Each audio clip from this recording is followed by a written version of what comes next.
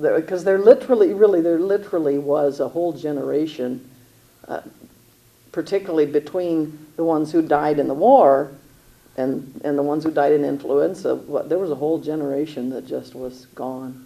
Resounding noises of relief and rejoice should have echoed around the globe as November 11, 1918 dawned and an armistice was signed, officially ending World War I.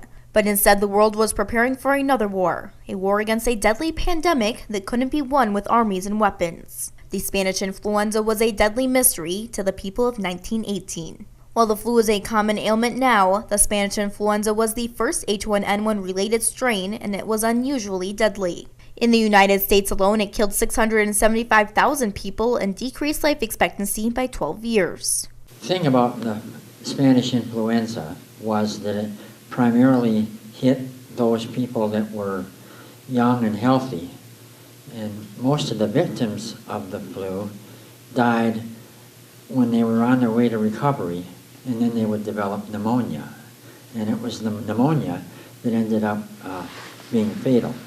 Larry and his wife Rebecca are members of the Schoolcraft County Historical Society and have researched the impact of World War I and the Spanish influenza on the county. In all, Schoolcraft County lost 27 young men to the war and 21 residents to the flu. 13 of those 21 were in their 20s and 30s, while 8 were under the age of 10. I'm stunned, really, to think how on earth, just think in any community, really, if kind of out of the clear blue sky, you lose over 50 of your young people, the ones your future, you know.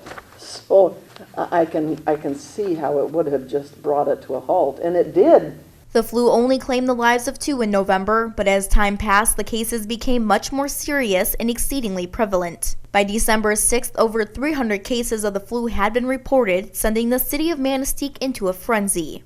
The Spanish influenza had become so widespread and severe that the area was under an influenza ban that closed all public places like churches, schools, and theaters and outlawed all public gatherings. Local hospitals were overwhelmed and just too small to deal with the plethora of flu cases, to the point where the 3rd floor of a hardware store was converted into a makeshift hospital wing.